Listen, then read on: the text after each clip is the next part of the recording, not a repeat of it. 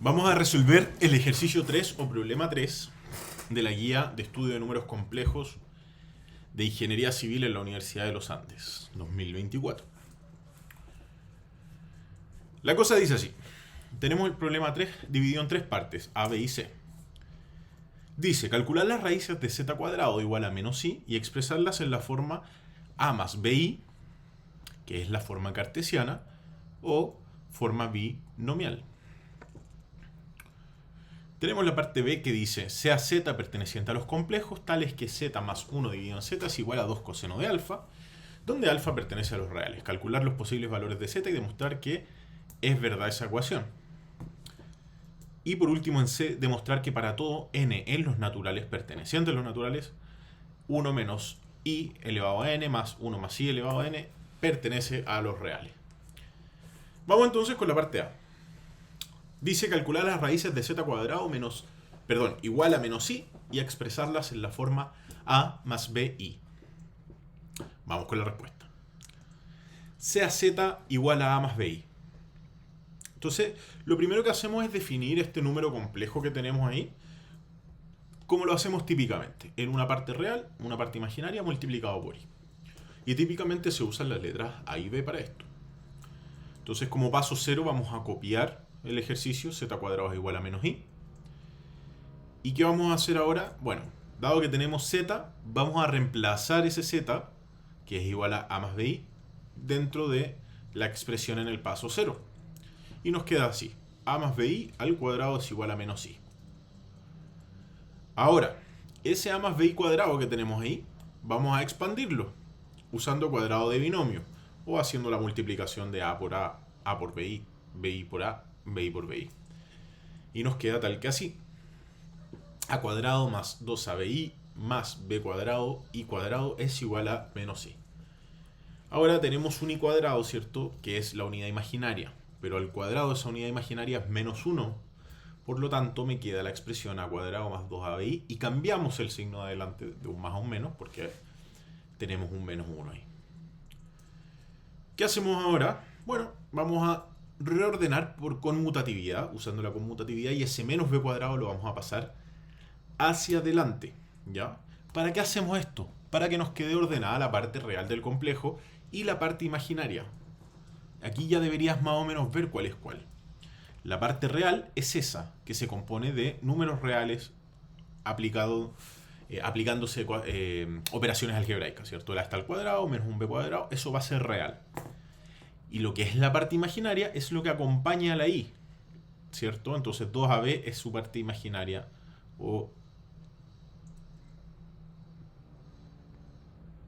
Vamos a aplicar ahora el siguiente corolario, que a veces parece cuando se enseña es súper simple, se pasa un poco por encima, pero es muy útil para estos casos. Que dice así, dos números complejos son iguales si sus partes reales e imaginarias son iguales respectivamente. Entonces, acá tenemos dos números complejos, tenemos el de la izquierda y tenemos el de la derecha. Y nosotros queremos que sean iguales. Por lo tanto, vamos a aplicar este corolario. Vamos a decir que la parte real de este número, es decir, a cuadrado menos b cuadrado, sea igual a la parte real de acá, que no hay, es cero. Porque no hay nada que esté sin i. Y la parte imaginaria, que es 2ab, va a ser igual a menos 1. Bueno, vamos a agarrar toda la parte imaginaria, incluyendo el i, y vamos a hacerlo igual ahí. Ya vamos a ver. La ecuación 1 entonces nos queda parte imaginaria iguales. Si te fijas acá es 2 más abi. Y tiene que ser igual a toda la parte imaginaria. Menos i. Y la ecuación 2, esto va a ser un sistema de ecuaciones. Por eso escribo aquí ecuación 1, ecuación 2. Y la parte de la ecuación 2 es la parte real. A cuadrado menos b cuadrado es igual a la parte real de este número de la derecha. Que como no existe, decimos que es 0. Entonces, vamos a resolver. Vamos a resolver primero la ecuación 1. El paso 5, ¿cierto? Vamos ahora a dividir por i. Y al dividir por i, ¿cierto? Nos queda que i dividido i es 1 y por lo tanto 2ab es igual a menos 1. ¿Qué hacemos ahora? ¿Qué hacemos con ese 2ab? Voy a pasar dividiendo 2a. Voy a pasar dividiendo 2a y me queda que b es igual a menos 1 partido en 2a. Ahora, ese b menos 1 partido en 2a, yo lo puedo reemplazar en la ecuación 2, en el b cuadrado. Esto recuerda que, insisto, es un sistema de ecuaciones y el método de resolución que estoy usando es sustitución. Es decir, estoy despejando una variable en una ecuación y la voy a reemplazar en la misma variable, pero en otra ecuación. Entonces, esta b la voy a poner allá y me va a quedar a cuadrado menos, abre paréntesis, menos 1 partido en 2a, cierra paréntesis, al cuadrado igual a 0. ¿Ok? ¿Qué hacemos ahora? Bueno, resolvemos ese cuadrado y me queda 1 dividido en 4a cuadrado, ¿cierto? Esto ya va agarrando forma.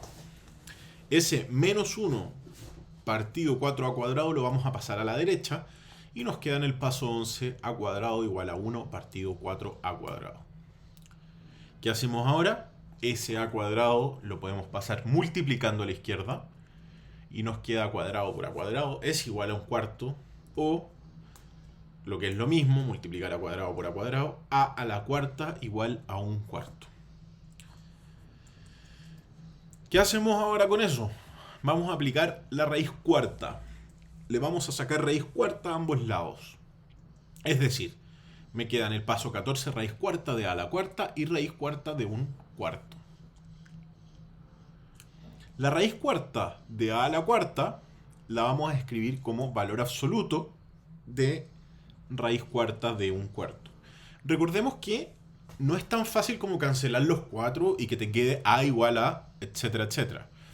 Esto te tiene que quedar con valor absoluto para que te dé las dos soluciones, en este caso reales, positiva y negativa. ¿Ya? Voy a explicar eso a continuación. Voy a profundizar en eso cuando lleguemos a la respuesta. Entonces nos queda valor absoluto igual a raíz cuarta de un cuarto. Raíz cuarta de un cuarto, aplicando esta propiedad de raíces, donde podemos separar la división que tenemos dentro en la cantidad subradical, la podemos separar en raíces. Y nos queda raíz cuarta de 1 partido en raíz cuarta de 4. Raíz cuarta de 1, ¿cuánto es? Es 1. Por lo tanto, ahora solo nos queda sacar la raíz cuarta de 4, que es raíz de 2. ¿Cierto? Raíz de 2 por raíz de 2 me da 2. Por raíz de 2 me da 2 raíz de 2. Y por raíz de 2, una cuarta vez, me da 2 por 2, que es 4. Entonces, bueno, recordemos que hay una convención que es que ni las raíces ni las letras i pueden quedar en el denominador. Por lo tanto, tenemos que sacar ese raíz de 2 del denominador. ¿Y cómo se hace? Racionalizando, es decir, multiplicando por raíz de 2 en el numerador y en el denominador. Entonces, si multiplicamos eso, raíz de 2 por raíz de 2, nos queda que el valor absoluto de a es igual a raíz de 2 dividido en 2. Y eso nos presenta entonces dos soluciones. Que a1 puede ser raíz de 2 partido en 2, o que en realidad a puede ser la versión negativa, menos raíz de 2 dividido en 2. Por eso es importante poner el valor absoluto. ¿Ya? Y aquí voy a hacer un pequeño inciso, pero miremos el paso 13 brevemente. Cuando tú tienes una incógnita que está elevada a 4, eso significa que tiene 4 soluciones. Y acá nosotros tenemos 2 soluciones. ¿Qué pasó con las otras 2? Son complejas. ¿Ok? Cuando uno está viendo números complejos ya tiene que saber que la cantidad de soluciones es igual al grado del polinomio, que en este caso es 4. Y a, recordemos que es la parte real. Por lo tanto, las soluciones que nos interesan son solo las reales, no las complejas, ¿ya? Las otras soluciones son esto mismo, pero con i. Puedes corroborarlo en Wolfram Alpha. Entonces, seguimos. Paso 22 y paso 21, ¿cierto? Estas conclusiones que sacamos las vamos a copiar acá. ¿Ya? Nos quedamos aquí, ¿cierto? Y vamos a probar, como obtuvimos 2 soluciones, vamos a probar y ver qué pasa. Y vamos a copiar el paso 7. Voy a devolverme un segundo. Mira el paso 7, que es este. 2ab es igual a menos 1. Y vamos a usar esa ecuación para reemplazar esto y ver cuánto es b. ¿Ya? Entonces el paso 7 lo copiamos acá y lo copiamos acá, ¿cierto? me va a dar distintas b dependiendo de qué a, de qué solución evalúe yo. En este caso, a1 voy a reemplazarlo acá y me va a dar un b1. Voy a reemplazar a 2 y me va a dar acá, en esta ecuación, un b2. Entonces vamos, reemplacemos este a1 acá. Me queda así, como en el paso 23. 2 por raíz de 2 dividido en 2 por b1, ¿cierto? Ese 2 con ese 2 se simplifican y me queda raíz de 2 por b1 igual a menos b. ¿Qué hacemos ahora? Esa raíz de 2 la podemos pasar dividiendo al otro lado y nos queda tal que así. Pero como dije antes, no podemos dejar raíces en el denominador, así es que tenemos que racionalizar y multiplicar esa raíz de 2 por raíz de 2 arriba en el numerador y abajo en el denominador. Por lo tanto, resultado final es menos raíz de 2 partido en 2. Esa es la letra B1 que le corresponde a 1. Por lo tanto, nuestro primer candidato, recuerda, mira el problema, no te olvides, dice calcular las raíces de z cuadrado igual a, y expresarlas de esa forma. Acabamos de calcular la primera raíz, y la primera raíz es que z1 es raíz de 2 partido en 2, que es este a, menos, o sea, más el menos b1, que es esto. Menos raíz de 2 partido en 2 y eso logramos.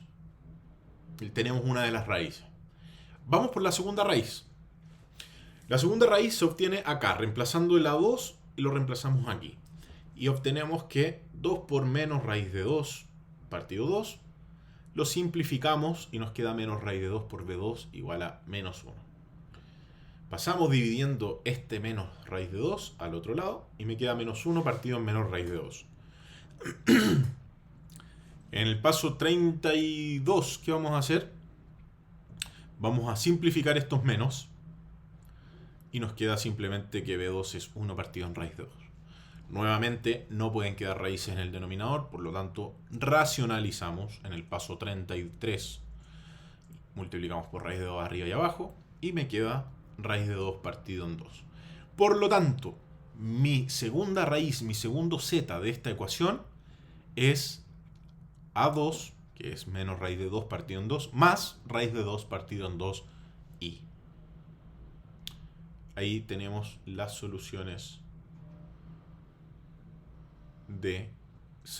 o raíces de esta ecuación.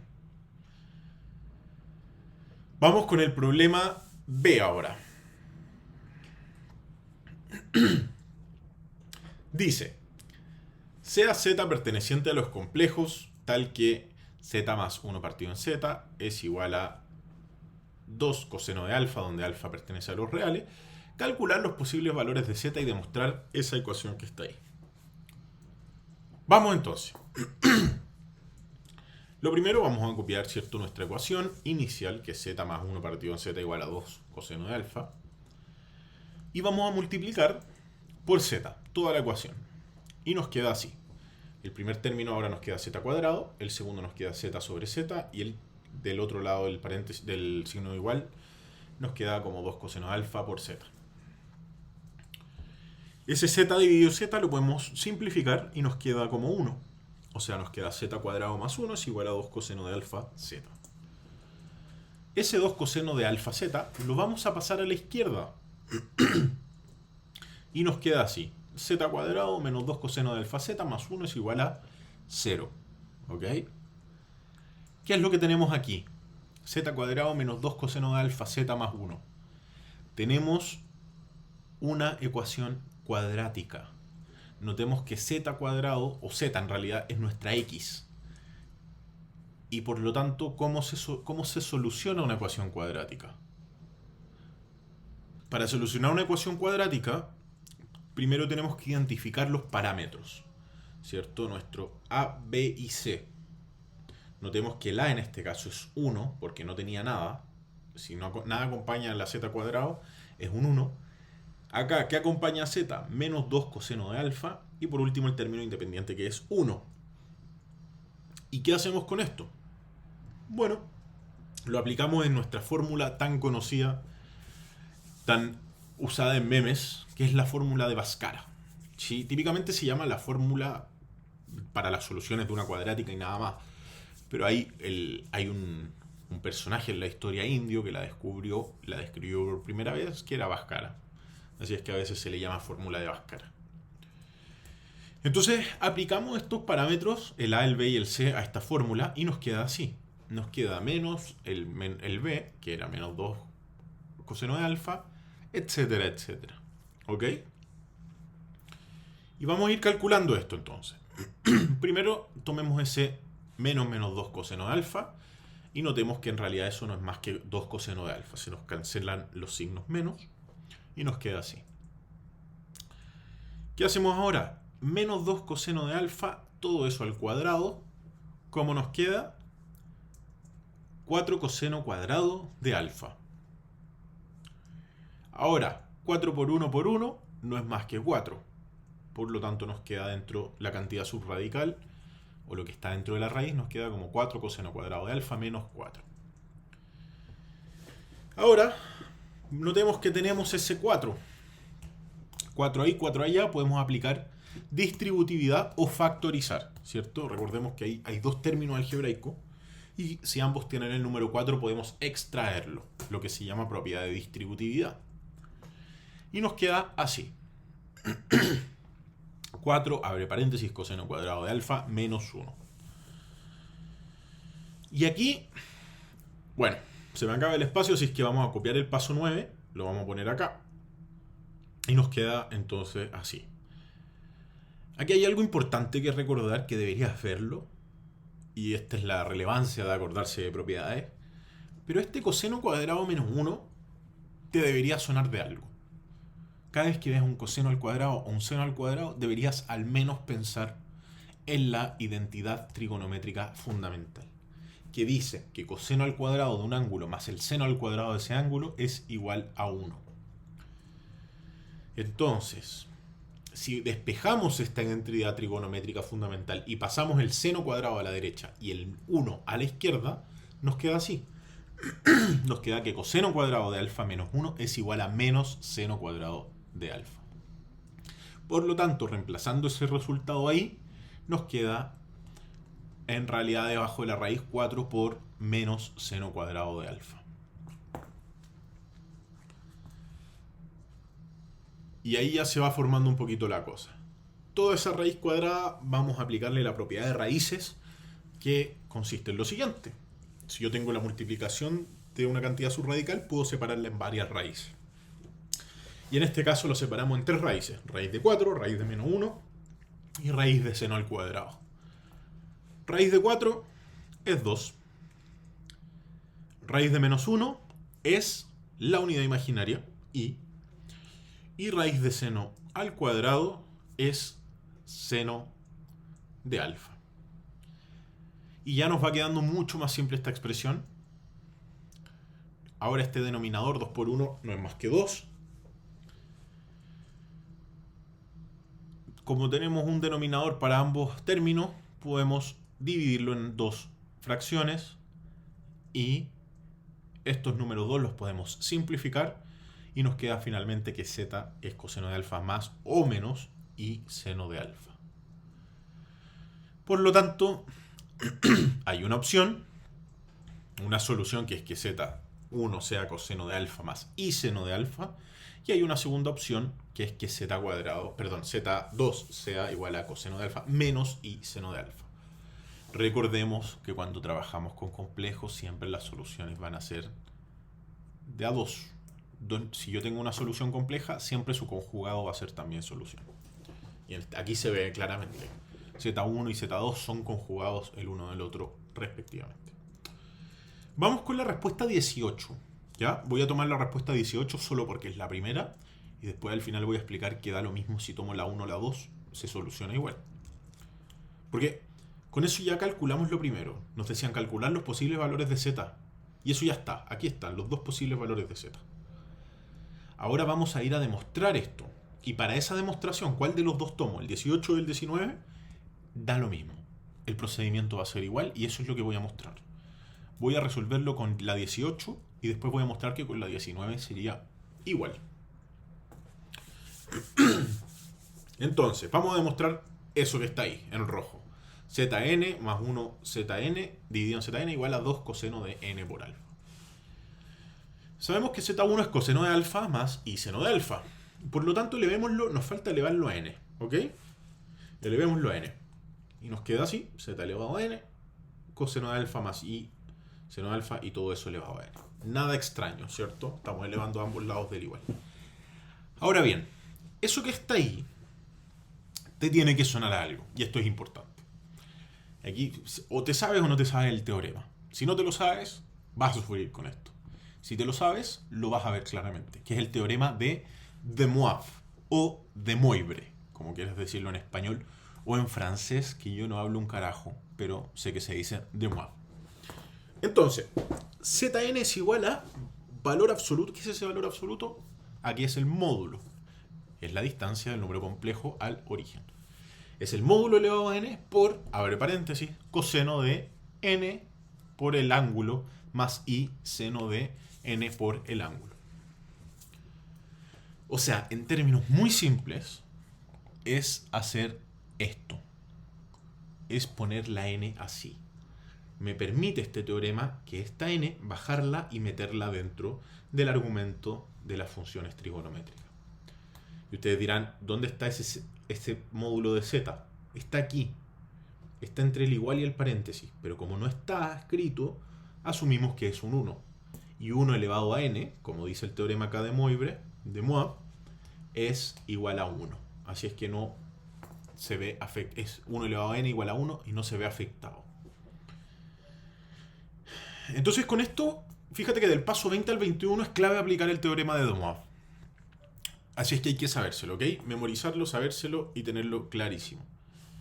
Y ya con este teorema se nos va a hacer mucho más claro el cómo llegamos a ese coseno de n alfa. Entonces ahora vamos a calcular el 1 partido Zn, ¿ok? Si yo sé que z a la n es esto, 1 partido a la z es 1 partido esto. Perdón, esto de acá arriba, ¿cierto? Sin la n todavía. Repito, si z1 es igual a coseno más i seno de alfa, 1 partido z1 es 1 partido coseno de alfa más i seno de alfa. Y ahora eso lo vamos a elevar al cuadrado. Vamos perdón, no elevarlo al cuadrado, vamos a racionalizar. Vamos a multiplicar por el opuesto de esto. Por coseno de alfa menos i seno de alfa, arriba y abajo, en el numerador y en el denominador. Entonces nos va quedando así, que 1 partido en z1 es igual a coseno de alfa menos i seno de alfa, partido coseno cuadrado de alfa menos i cuadrado seno cuadrado de alfa, ¿ok? ¿Qué hacemos acá en el paso 24? Tenemos un i cuadrado es la unidad imaginaria al cuadrado y eso es menos 1. O sea, tenemos coseno cuadrado de alfa menos menos 1, que es más 1. Por lo tanto, nos queda en el denominador coseno cuadrado de alfa más seno cuadrado de alfa. Y como dije anteriormente, cada vez que veas un coseno al cuadrado o un seno al cuadrado, tienes que al menos pensar, se te tiene que cruzar por la cabeza la identidad trigonométrica fundamental, que en este caso está clarita. Coseno al cuadrado de alfa más seno al cuadrado de alfa es igual a 1. Aquí me fui para atrás, ahí está, igual a 1. O sea que en el paso 27 es claro que finalmente 1 partido en z es igual a coseno de alfa menos i seno de alfa. Revisa bien este procedimiento porque aquí entraba la identidad trigonométrica fundamental que va a ser importante, no importante, va a ser fundamental, valga la redundancia, de aquí en adelante. Entonces ya tenemos el resultado 18 y el 28 del paso 18 y 28 y podemos hacer, nos falta que para el resultado 28 elevarlo a la n. Y eso es lo que hacemos en el paso 29. Elevamos todo a la n, recordemos que 1 elevado a n no es más que 1, si es que no se ve afectado. Y nos queda a la derecha coseno de alfa menos i seno de alfa y todo eso elevado a n. ¿Qué hacemos con eso? Coseno de alfa menos i seno de alfa, todo eso elevado a la n.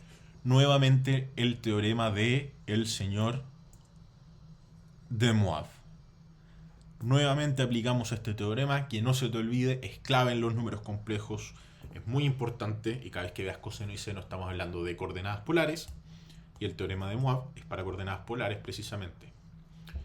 Entonces nos queda escrito así. Nos queda finalmente en el paso 30 que 1 dividido z elevado a n es igual al coseno de n alfa menos i seno de n alfa. Y ya con eso tenemos prácticamente listo la demostración. ¿Por qué? Vamos al paso 31, que es solo copiar la expresión, ¿cierto? Tenemos esta expresión copiada acá. Y notemos que lo que está en verde ya lo tenemos calculado. Es lo siguiente. SZN es este del paso 21 y está escrito acá. Este 1 partido ZN lo tenemos calculado en el paso 30 y es esto que está acá. Revisa bien esto. Tienes que mirarlo bien. Llegamos a estos resultados con el teorema de De Moivre. Si no, no hubiéramos llegado. Y entonces, ahora solo nos queda trabajar algebraicamente. Notemos que tenemos i seno de n alfa y menos i seno de n alfa que se cancelan. Por lo tanto, nos queda solamente coseno de n alfa más coseno de n alfa. Y eso es igual a 2 coseno de n alfa. Por lo tanto, como se dice en matemáticas, quod erat demonstrandum, queda enteramente demostrado. Demostramos entonces que operando el lado izquierdo llegábamos exactamente a el lado derecho, ¿cierto? Que está aquí en el paso 34.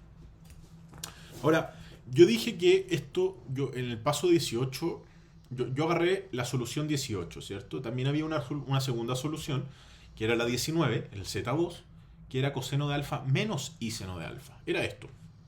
Esta era con la solución 2. Y lo que te quiero mostrar es que hubiera sido exactamente lo mismo. Si yo hubiera elevado a n, hubiera, usando De Moivre y todo lo demás, me hubiera quedado coseno de n alfa menos i seno de alfa. Y el inverso, el 1 partido del Z2 elevado a n, me queda con el signo más. Entonces, o aplicándolo en la misma ecuación que está acá, me hubiera quedado invertido los i seno de alfa. Antes este era positivo y este de acá era negativo, ahora este es negativo y este es positivo. Lo importante es que se terminan cancelando igual y me queda coseno de n alfa más coseno de n alfa, que es 2 coseno de n alfa. Es decir, da lo mismo que cuál de las dos soluciones hubieras tomado, la demostración hubiera llegado a puerto igual.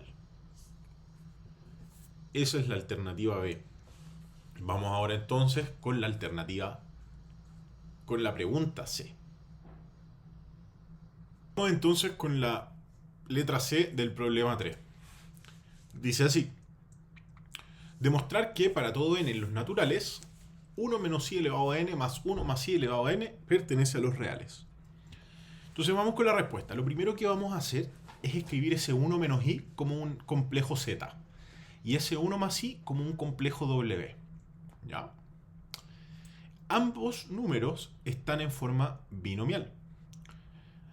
¿Y por qué hago este paréntesis o esta explicación? Porque lo que queremos, si yo veo que algo está elevado a n en los complejos, voy a pensar generalmente en el teorema de De Moivre o de Moivre. Así como cuando ves un coseno al cuadrado o un seno al cuadrado, tienes que inmediatamente pensar en la identidad trigonométrica fundamental, cuando tengas un complejo elevado a n o a un número muy grande, tienes que pensar en De Moivre. Entonces, para pasarlo a forma polar tenemos que calcular primero el módulo de z. ¿Y qué es el módulo de z? El módulo de un complejo cualquiera es eso, ¿cierto? Es la parte real al cuadrado más la imaginaria al cuadrado, todo eso en raíz. En este caso la parte real de z es 1 y la parte imaginaria es menos 1.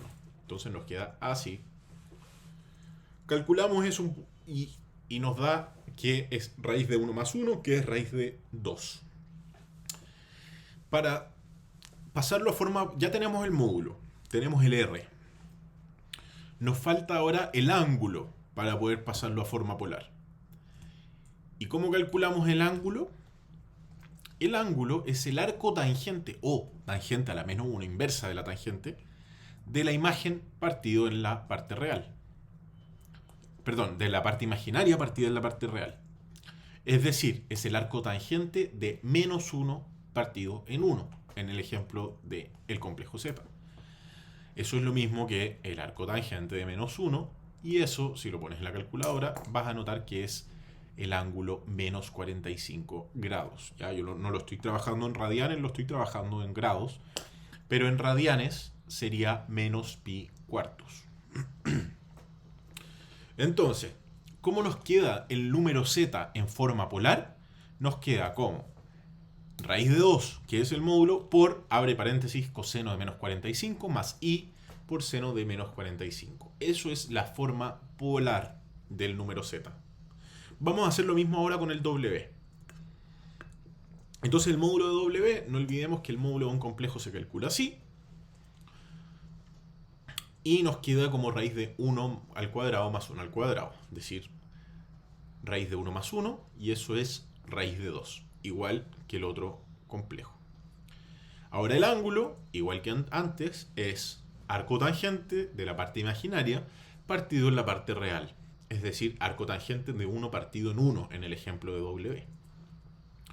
Eso es lo mismo que arco tangente de 1, y eso es un ángulo de 45 grados. Es decir, el complejo W es raíz de 2 por coseno de 45 más i seno de 45. Y ahí tenemos ambos números en forma polar. Dejamos guardada ahí la respuesta, ¿cierto? Entonces, ahora lo que se nos está pidiendo son estos números, que ya calculamos su forma polar, pero elevados a n. En el ejemplo de z es z a la n. O sea, raíz de 2, coseno de menos 45, etcétera, etcétera, elevado a n. Como tenemos elevado a n, y como te dije en un principio, cuando tengamos algo elevado a n, o a un número muy grande, vamos a pensar en el teorema de Pitágoras. ¿O no? No. ¿Teorema de Tales? No. Teorema de Moivre, que no se te olvide, es uno de los teoremas principales de esta materia. Así es que no se te olvide, grábatelo, tatúatelo en la piel. Z a la n es igual a módulo de z elevado a n por coseno de n por el ángulo más i seno de n por el ángulo. ¿En qué se traduce eso? Te lo puse a colores. Para que lo veas, si yo transformo este numerito complejo en forma polar que está elevado a n, la n pasa a elevar al módulo, pasa dentro del argumento de coseno y dentro del argumento de seno. Entonces nos queda tal que así. Y ahora vamos a ver ciertas cositas que no se nos pueden olvidar en todo el curso de ingeniería o lo que sea que estés estudiando, que es esto. ¿Qué podemos hacer con coseno de menos 45n? Recordemos que el seno es par. Perdón, el coseno, le digo seno todo el rato al coseno. El coseno de es una función par. Eso significa que si yo tengo un negativo dentro de su argumento es lo mismo que fuera positivo. Entonces, coseno de menos 45n es lo mismo que coseno de 45n. ¿Ok? Nos queda así. Y análogamente pasa algo con el seno de menos 45. ¿Qué pasa con el seno de menos 45 por n? El seno es una función par también, ¿cierto? No, es una función impar. ¿Qué significa que seno sea una función impar? Que si yo tengo un argumento dentro que es negativo, es lo mismo que hacerlo positivo, pero ponerle el menos afuera. O sea que, ¿cómo nos va a quedar este argumento de menos 45n? Nos queda así. El menos sale y nos queda acá afuera, y adentro nos queda positivo. ¿Ok? Entonces, y por último, bueno, nos preocupamos del módulo, ese raíz de 2 elevado a n, que por propiedades de potencia tú lo puedes escribir como 2 elevado a n medios. ¿Cierto? Te lo explico rápidamente. Raíz de 2 es lo mismo que 2 elevado a 1 medio, y 2 elevado a 1 medio elevado a n es lo mismo que multiplicar 1 medio por n y nos queda n medios. Vamos con el W. W a la n. O sea, nos queda W a la n y todo ese número, que es este que está acá, a la n. Nuevamente, cuando veamos algo elevado a n o algo muy grande, pensamos en el teorema de esta temática, el teorema de De Moivre. Y eso significa que nos queda así. W a la n es lo mismo que raíz de 2 a la n, coseno de 45 por n, más i seno de 45n. ¿Ok? Nos queda así, y nuevamente la raíz de 2 elevado a n nos queda 2 elevado a n medios, y todo el resto nos queda igual. Guardamos estos resultados, nos quedan ahí, y ahora sí, si te fijas, lo que el 1 menos i a la n más 1 más i a la n elevado a n es lo mismo que z a la n más w a la n. O sea, este resultado que está en naranjo más este resultado que está en naranjo. Y así lo escribimos. En azul el z a la n y en verde el w a la n. Y esto tenemos que llegar a demostrar que está en los reales. Y vamos a ver que se da prácticamente solo. ¿Qué hacemos primero? Notemos que ambos tienen un 2 elevado a n medios. Por propiedad de distributividad, podemos factorizar por ese 2 elevado a n medios. En este ejemplo es como que el 2 elevado a n medios es la letra C. Como está en dos términos algebraicos distintos, yo puedo extraerla y dejarla en paréntesis lo que está dentro. Factorizamos por 2 elevado a n medios y nos queda eso. Y ahora notemos que nos queda menos i seno de 45n más i seno de 45n. Y aquí está toda la magia. Fíjate que este menos lo logramos aplicando la imparidad del seno. Fue clave para que este ejercicio funcione. Y ahora que tenemos un menos i seno de 45n con uno positivo, podemos restar. Y ya con eso, quiero que te fijes que desaparecieron de toda la expresión la letra i. Desapareció. Si desapareció, quiere decir que no hay parte imaginaria. Es decir, todo esto es un número real. ¿Y es lo que nos estaban pidiendo? O sea, este es el paso clave. Poder restar esa i seno de 45 con ese i seno de 45. Entonces, ¿qué hacemos con esto? Coseno de 45n más coseno de 45n es lo mismo que 2 por coseno de 45n. Y por último, aplicamos propiedad de potencias. Tenemos misma base, 2 elevado a n medios y 2 elevado a 1. Los sumamos. Y nos queda entonces que 2 elevado a n medios más 1 por coseno de 45n es el resultado de esa suma escrita en polares. ¿Y qué pasa con eso? Ese número claramente pertenece a los reales. Por lo tanto, quod erat demonstrandum, queda enteramente demostrado que esto pertenece a los reales.